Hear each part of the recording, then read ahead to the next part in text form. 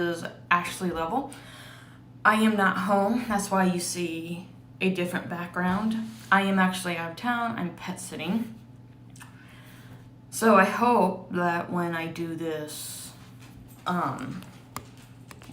live reading, I hope the dogs will let me read. That's the only thing I'm kind of worried about because Maisie's watching me right now. Maisie, lay up on the couch. Lay down. Lay down. You want to say hi to everybody? Come here. Come here. You want to say hi? You want to say hi? She's standing right there. Tucker, you want to say hi? Okay, I'm gonna try to get through this reading. So she's just staring at me because she doesn't understand what's going on. Maisie. Hey. Hi. Whoa, okay. Hi. Oh my goodness. Look, you wanna say hi to everybody? Hi. Tucker. Hi. Tucker, come here. Come here. He's short. I don't think you guys would be able to see him. But anyways, I'm gonna try and just get through this reading like I said. So hopefully they will leave me alone and not be too loud and just let me read, I hope. So you guys are gonna have to go in there. Okay? Go. Okay. So the last time I read was chapters, I think 27 and 28. And those were a lot of fun to write. They were also pretty scary. So now today I'm going to be reading two chapters. Chapter 29 and chapter 30. Sorry I did start a little late because I was trying to find a place to sit. I was sitting in the living room and the light from outside was shining right behind me and you could barely even see me. So, if you hear noises in the background, it's just the dogs playing. So this is chapter 29. Okay. Once Gina stepped into the room, she shut the door, then turned around. The atmosphere seemed different, like she wasn't supposed to be there. She was the biggest threat right now. The air was thick and heavy. It became hard to take a breath in. She held a hand to her chest and opened the door. The nice cool air swept across her face. She calmed herself, and right before she grabbed hold of the handle, the door flew shut. A blast of cold air blew right past her, as if something wanted to get in. She almost lost her balance and leaned back just in time. She set the EVP on Olivia's blanket chest, then took a step back. What? I'm just gonna have to just ignore her. After a moment of silence, Gina looked down at the floor. It changed underneath her feet. Dead grass and leaves were all over the ground, and tall trees overlapped her. Taking it all in, Olivia stopped beside her. Gina flinched as her heart skipped a beat. Olivia stood there staring at the trees and ground. She looked right past Gina like she wasn't even there. A loud bang startled both girls, and they gazed up at a tree. Gina's breathing calmed and she glanced back at Olivia, but she wasn't there. She was nowhere to be seen. Gina began to walk through the woods and saw a path. So she followed it. Her footsteps crunched through the leaves and twigs snapped. The cold breeze blew past her. A house stood out in the open as smoke trailed from the chimney. Inga and Olivia stood in front of each other a few feet away from the house. Gina stopped. She watched and listened. Inga handed Olivia a stone. Gina peered closer and saw that it had black crystals all over it. It was beautiful. No wonder Olivia took it. I probably would have taken it too, if that were me standing there. Make a wish and it will come true. In a blink of an eye, Olivia and Inga vanished right before Gina, and time changed again.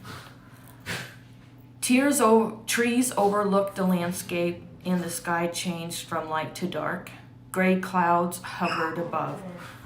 The smell of dead leaves on the ground rose around her. Caw, caw, caw.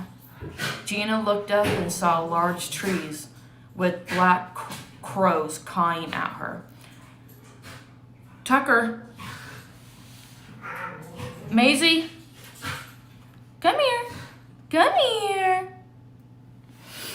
Gina looked up and saw large trees with black crows cawing at her. Not too far away, the sound of galloping came closer and grew louder. It wasn't coming from in front of her, but from behind.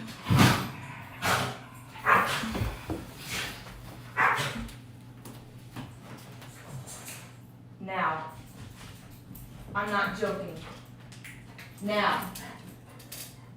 Tucker, now. Let's go. You guys gotta stop. I'm trying to do my live. Get up there and lay down. Go. Stay.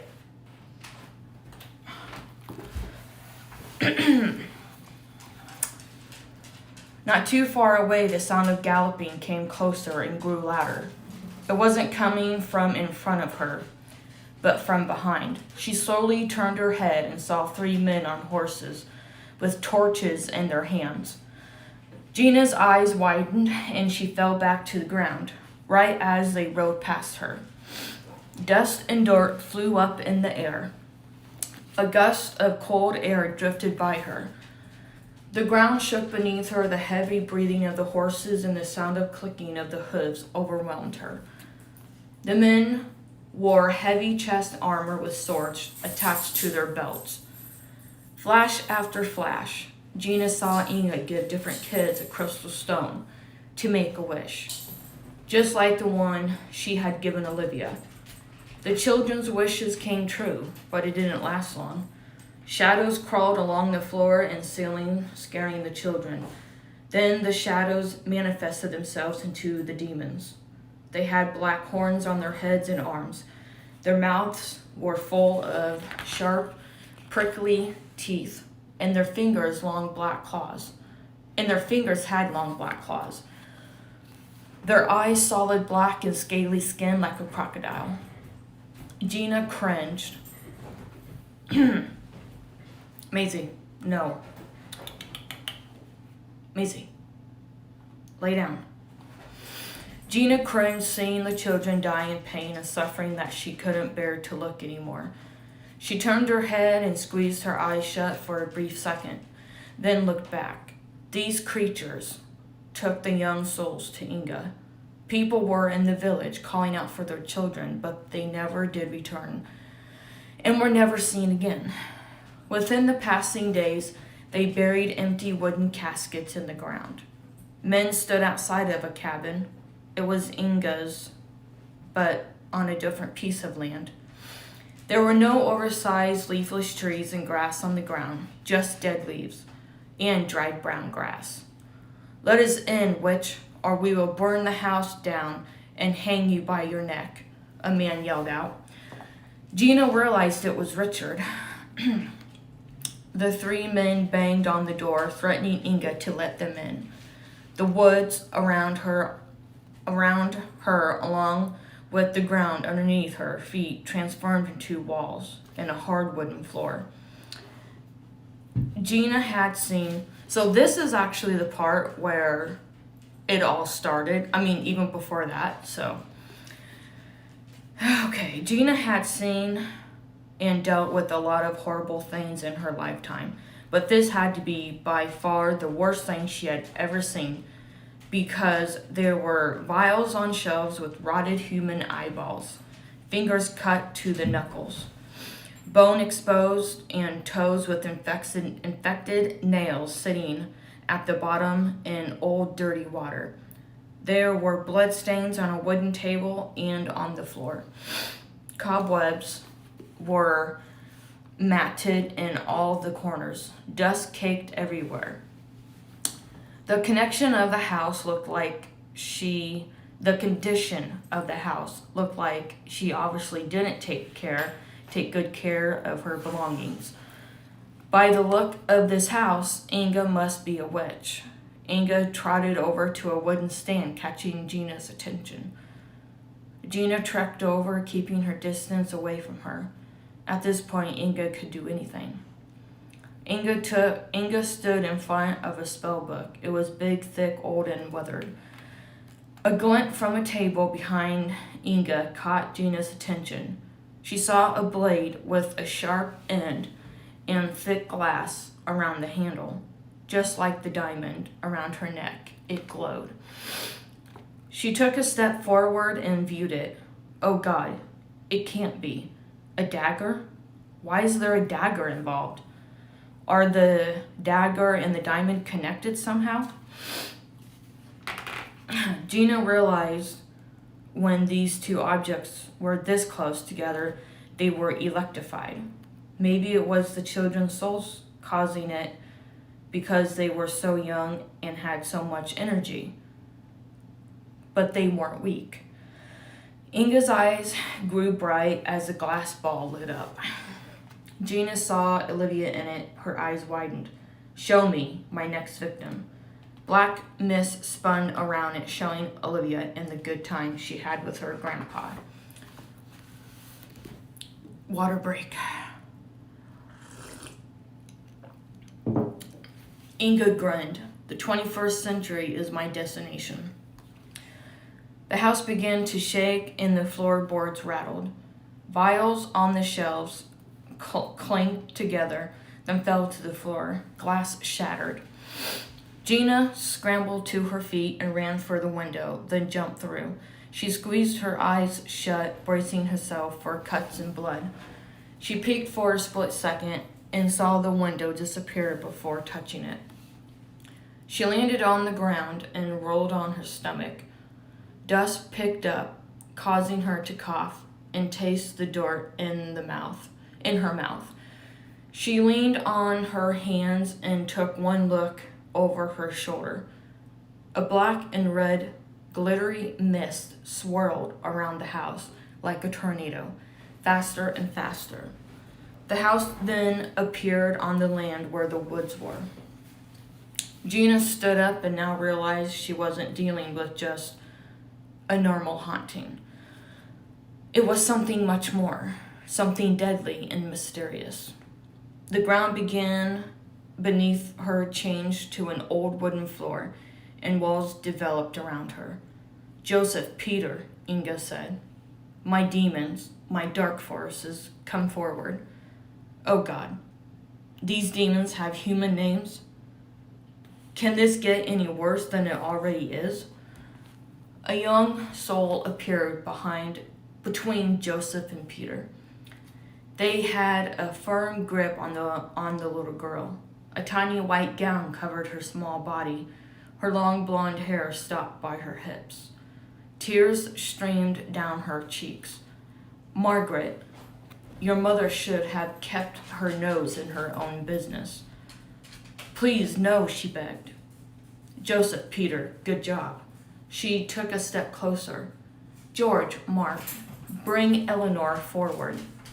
Inga took another step towards the two girls and lifted her diamond in the middle of her palms.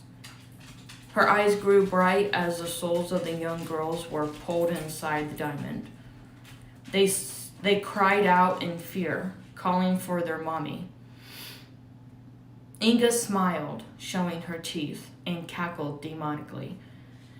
Within seconds, the vision faded. Gina was now back in Olivia's room. She caught her breath and fell to her knees. Pain consumed the side of her head. The crystal stones weren't just normal stones, they were wishing stones. And all those poor lost souls were stuck in Inga's emerald diamond. The children's energy kept her strong and powerful. That was the answer that solved everything. But who were Margaret and Eleanor? Suddenly, a cool breeze floated past her. She turned around and saw a woman with long brown hair and a beautiful dress that stood out. There was blood from her chest all the way down the front of her corset. She was transparent from head to knees. "Who are you?" The woman walked over with a gentle smile on her face, then stopped in front of Gina. They were now face to face. She didn't seem evil or have any type of hatred towards her. "I'm Suzanne, Margaret's mother," she said softly. "You must save my descendant, Olivia." Gina's stomach turned, or she is going to die. Within seconds, the woman evaporated into thin air. Gina couldn't believe it. One of Olivia's ancestors had just given her the big answer that she had been looking for. Now I know who Margaret was. Suzanne was her mother. But how did her mother die? Before she got up, something black caught her attention underneath Olivia's dresser. She crawled over and reached under as far as she could, then grabbed a hold of it. It was the stone Inga had given her. Her sight blurred. The floor seemed like it was rippling.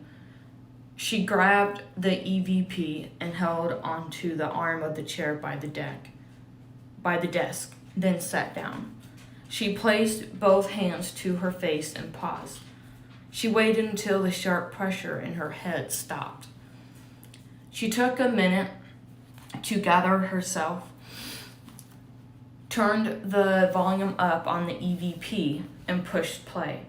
In the first few seconds, there was nothing. Then a voice came through, not just one, but more. They sounded like little children. Their voices mumbled. She turned the volume up higher and held it to her ear, with a hand on her forehead, eyes closed, elbows on the edge of the desk. She still couldn't understand the voices. She opened her eyes and looked at the pictures of Olivia and her grandpa. "Maisie, no. Maisie. Maisie, no. Leave my slippers alone."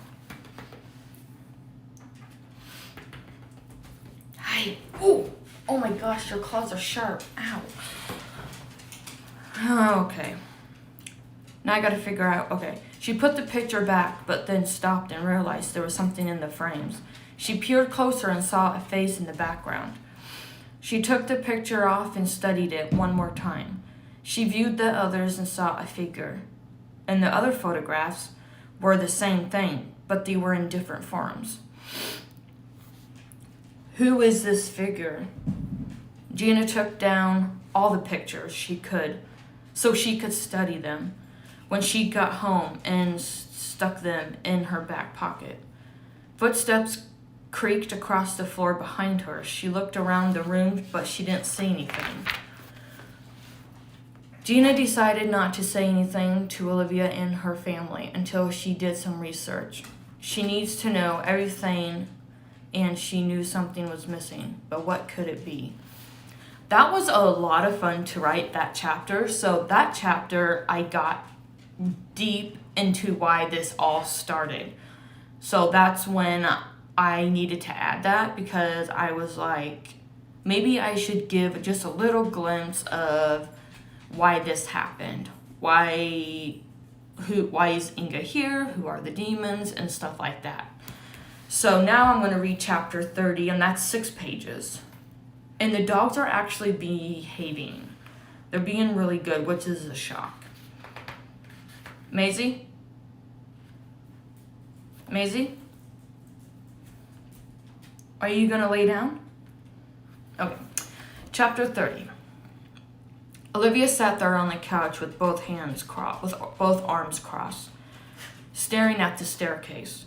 She wondered what was going on upstairs, hoping Gina was okay. What's going on in my room? What's taking her so long? I hope she's okay. Maybe she's talking to Inga or having a vision. Within seconds, Gina made it back downstairs and brought a shaky hand to her forehead. Once Olivia saw Gina, she stood straight up and breathed a sigh of relief. What happened in my room, Gina? What took you so long? I thought something bad happened to you. Gina flopped back in the chair with no words. Her breathing finally came at ease. Gina, Olivia's mom asked, are you okay? Just give me a second. Everything is rushing through me. Gina, you don't look so good. I think this might be the part where something else bad happens. Just give me a second. Everything is rushing through me. Gina, you don't look so good, Olivia said with a hand on Gina's forehead. You're warm. Gina relaxed her breathing and sat up in the chair. She looked over at the gun in Olivia's dad's hands. Do you think that's necessary, Mr. McGalla?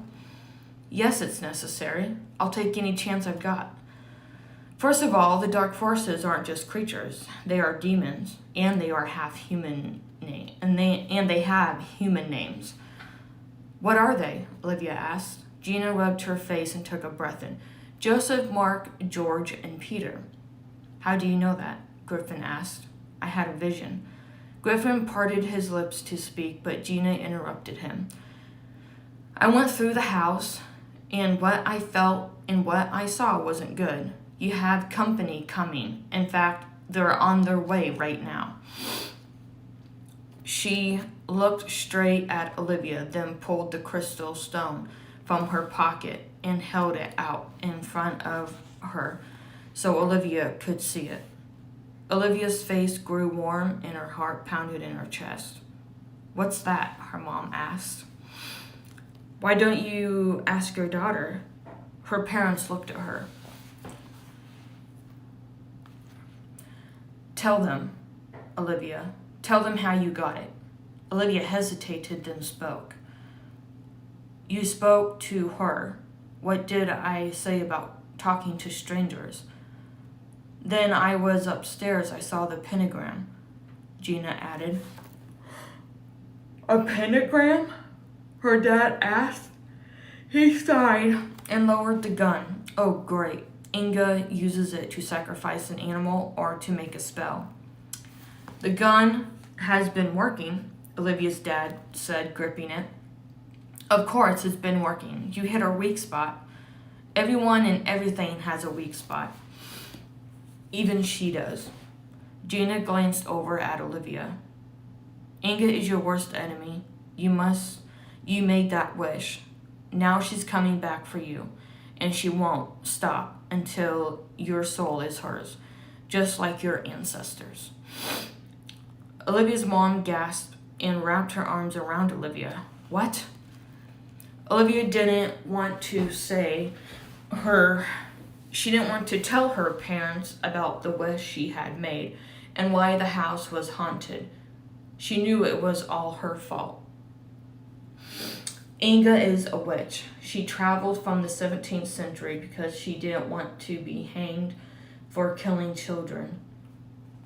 People in the 17th century killed witches for witchcraft.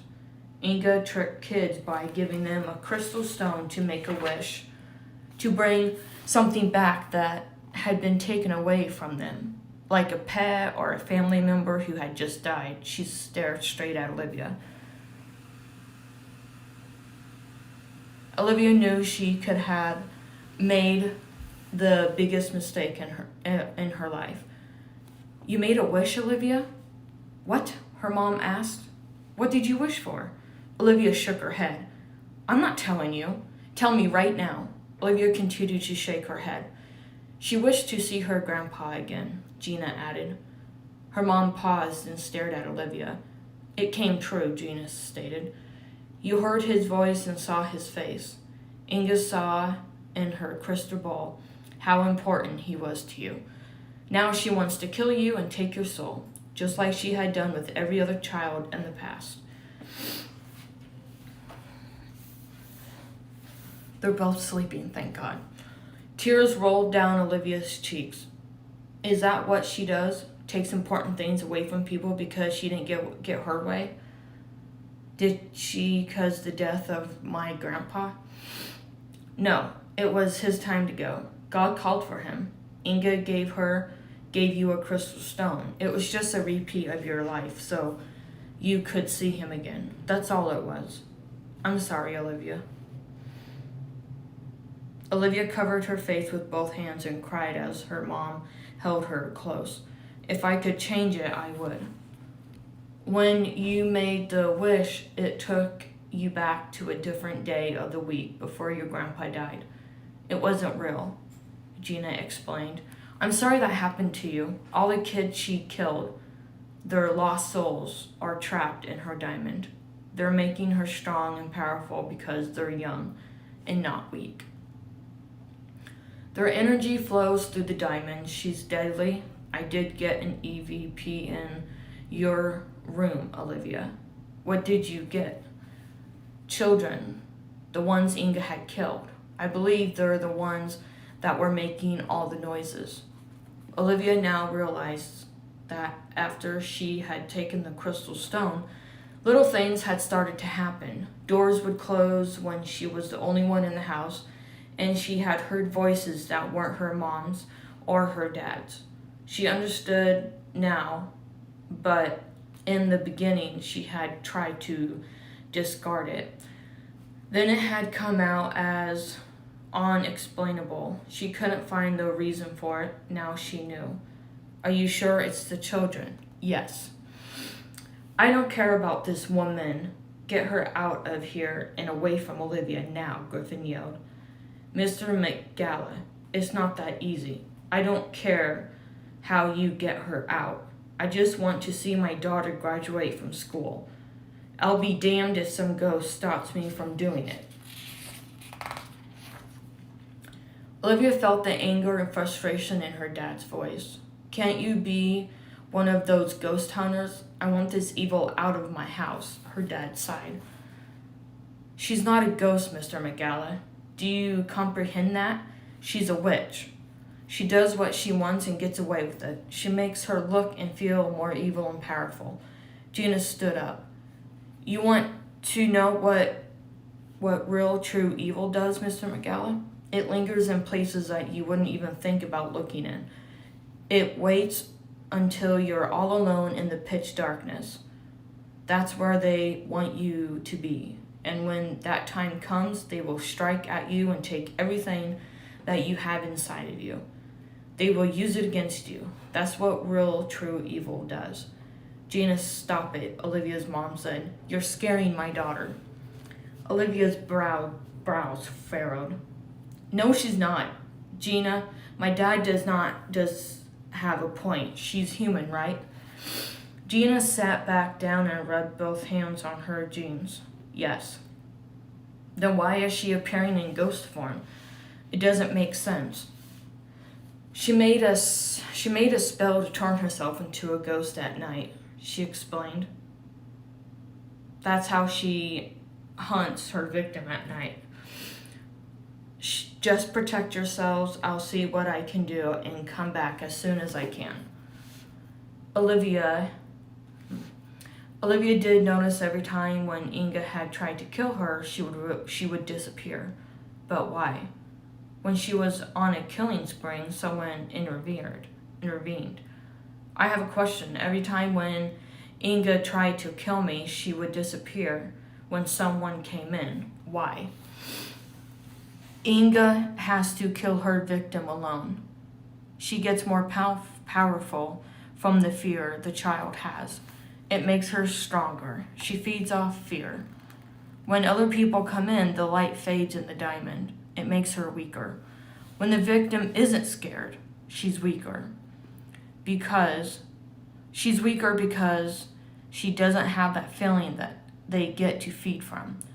It's like a lion eating its prey. If it doesn't eat, it will die. In this case, Inga needs energy from the children's soul to stay strong. That was the key. This meant Olivia would be safer around other people. Now she realized a peak that had been dangerous, and the secret should have never been opened. A feeling of darkness towered over Olivia. The hairs on her arms stood up, a chill cascaded down her back from one side to the other. A force hit her like nothing else could. It shoved her forward onto the coffee table. Olivia's mom screamed and reached out for her. "Do something, Gina," Olivia's dad yelled. Before Gina grabbed her hand, Olivia was turned fiercely on her back. "Gina," Olivia uttered, pain eating through her whole body, flew up to the ceiling. Wait, hold on. Pain eating through her as her whole body flew up to the ceiling. It was like she'd been glued to the ceiling and she couldn't move. Two black shadows crawled towards her. Their eyes glowed red, and every bloody sharp tooth in their mouth showed. "Oh God, Gina," her mother screamed. "Let her go." A force hit Olivia so hard that she flipped over onto her back. Olivia saw her dad aim at the black shadow crawling toward her. Gina pushed the gun down. It accidentally went off, shooting at the table. Glass shattered everywhere. "Are you crazy, Griffin? You'll hit her." "Don't call me crazy, woman. I just did." A demon grabbed Olivia's ankle and pulled her along the ceiling, down by the window. It wouldn't let her go. Gina jumped over the couch and landed on her feet. Right before Olivia went up the stairs, she grabbed Olivia's hand. "Gina," Olivia screamed. "Hold on, Olivia, I've got you." Olivia held onto Gina's arm as much as she could. Her leg grew numb. "I can't feel my leg." "The cross," Gina yelled. Olivia couldn't take a normal breath. Her grip loosened from Gina's arm.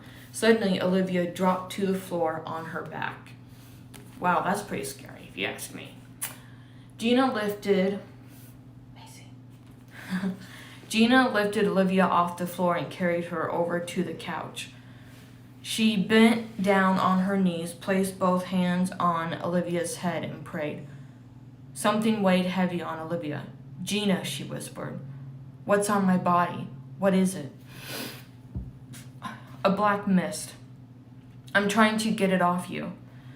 A burning sensation shot through Olivia and flipped her in the air, over the couch, and then landed on the floor. Olivia's mom screamed and held her close.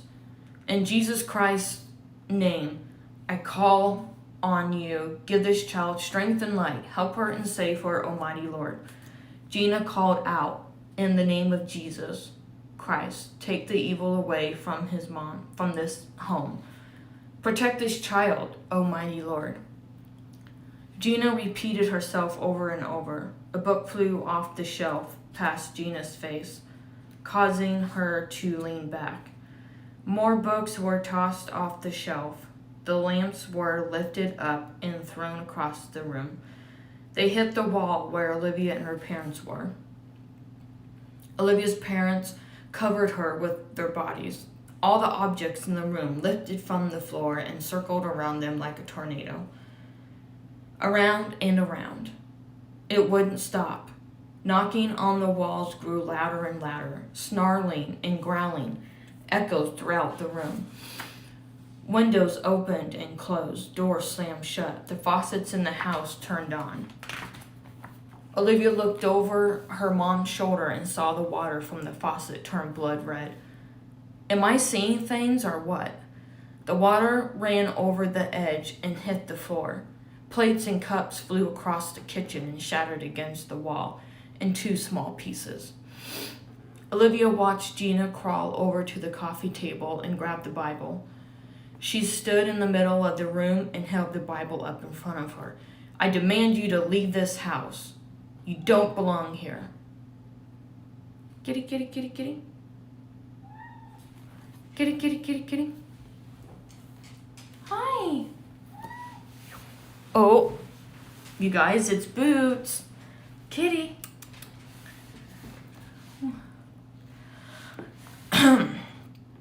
You don't belong here. Go back to where you came from and never return.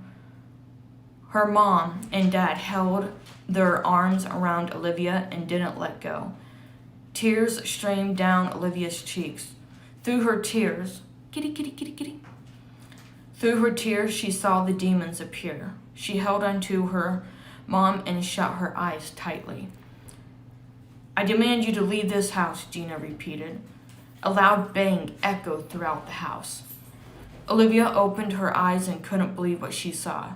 Her stomach clenched. Nothing was on the floor. Books were on the shelf. The dishes were perfectly placed where they had been before.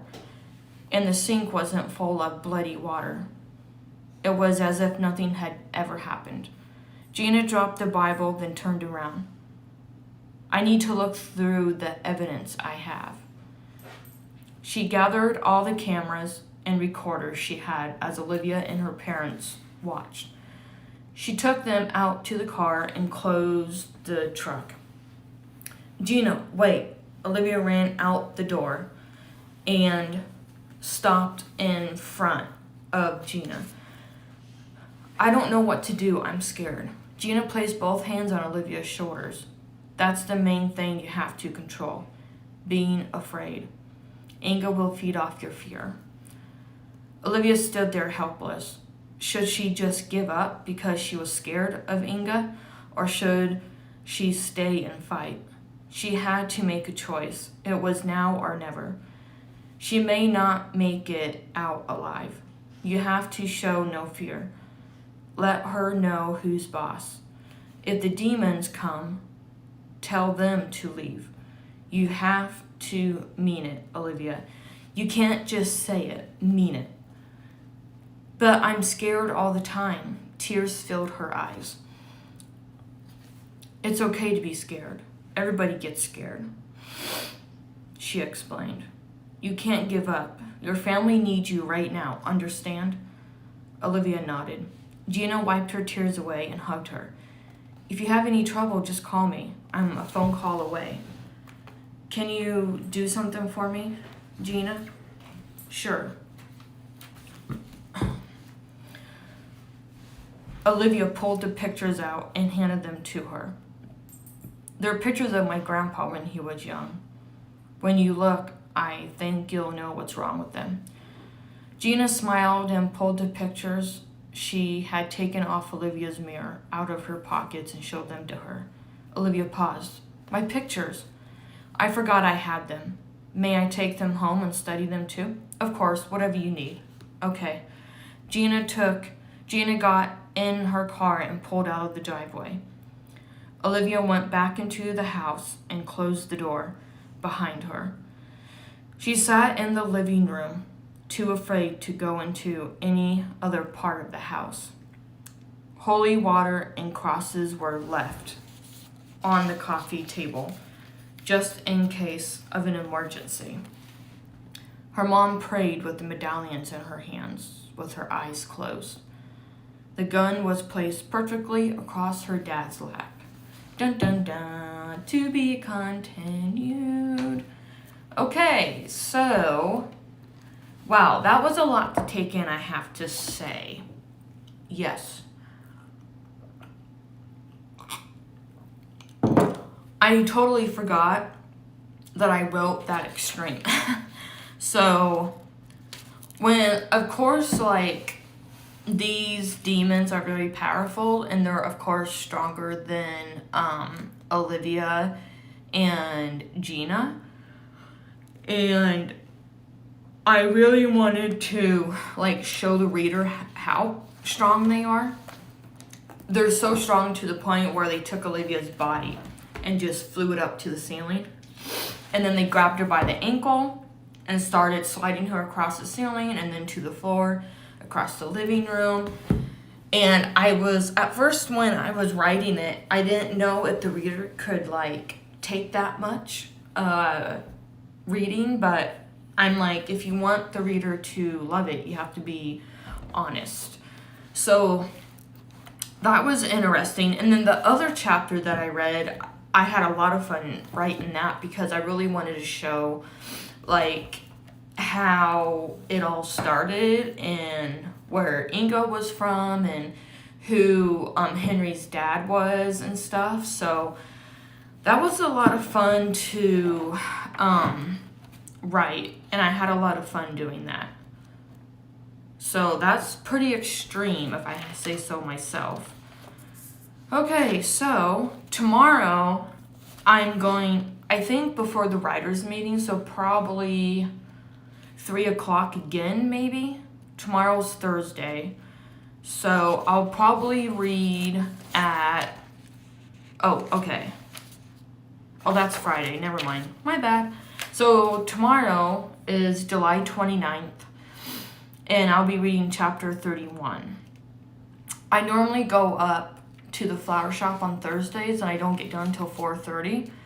So maybe I'll start reading at 4:30, because all next week I'm going to be reading chapters 1 through 10 from August 1st to August 10th. So, or I could do it early in the morning. I mean, when school starts up again, I'm probably going to have to start at 7, because the kiddos probably get up between 6:45 and 7, and then they have to get to the bus stop, because I think school starts at like 8 or 8:15. So I might actually have to start reading this tomorrow at 4:30. And then, yeah, I could probably do that, because normally on Wednesdays I start reading, I think 3 o'clock. I started reading at 4:30. Yeah, so I might have to read on Thursdays. If I do a live stream, I'll have to do that at like 4:30. So I'll remember, so tomorrow, Thursday, July 29th, I'll be reading at 3 o'clock, chapter 31. And then 31 is very long. 1, 2, 3, 4, 5, 6, 7, 8. Okay, there's 9 pages, so that's almost 2 chapters. And then this Friday, July 30th, I'll do the same time like I normally do. Chapters 32 and 33 at 6:45, unless something comes up. And then on Saturday, so Saturdays I do farmer's market, and I could probably read at 3 o'clock. So after farmer's market, I don't really do anything. I usually go home and for real take a nap or eat lunch or write, watch TV, I don't know, clean. So Saturday, July 31st, I'll be reading chapters 34 and 35. Now that'll be the end of this series.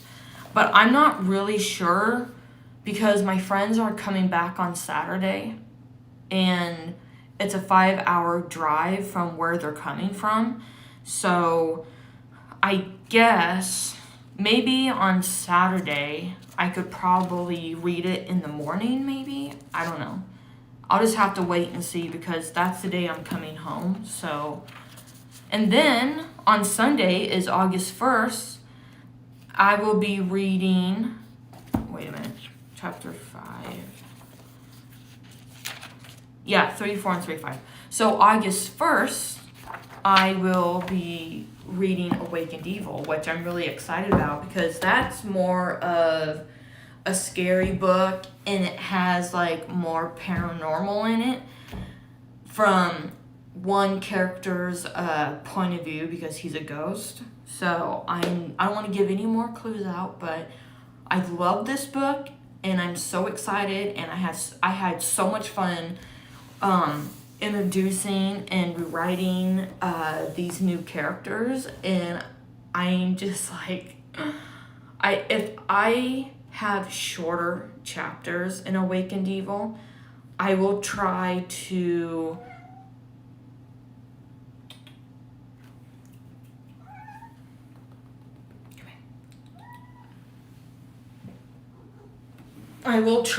do.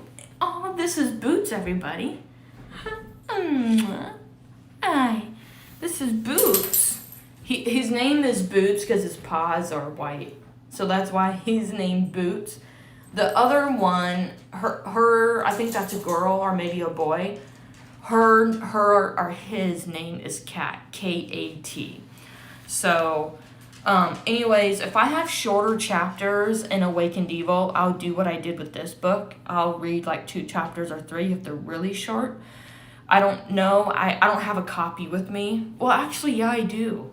It's in my friend's office, but I don't really want to go in there, so. But anyways, I'm just like so excited to read the second book. Right, Boots? Aw. Aw, you do booty, yeah. Right? Yes. I love Boots. Oh, my pretty baby. Hi, amazing. Ouch. Ow. Gosh. Her claws are so sharp. It's not even. Oh.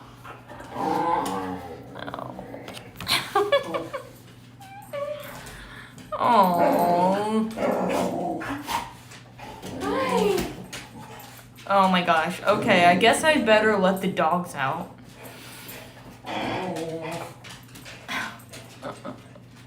Hi.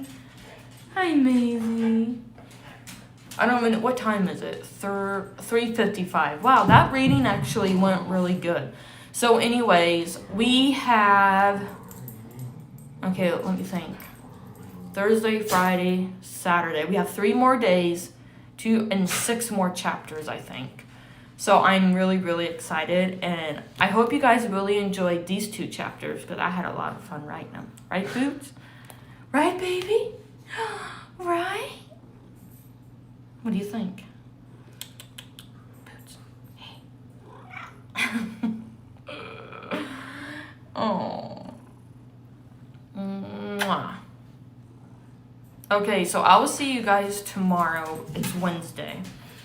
I'll see you guys tomorrow at 3 o'clock. Now I have a spot to sit and read. Are you okay in there? Now I can finally do my readings, my live streams. So, I'm really excited to do that. So, So anyways, thank you. Ooh, ow. Thank you all so much for watching my live streams. And I will see you tomorrow at 3. Right, Boots? Right? Bye-bye. Say bye, Boots. Bye.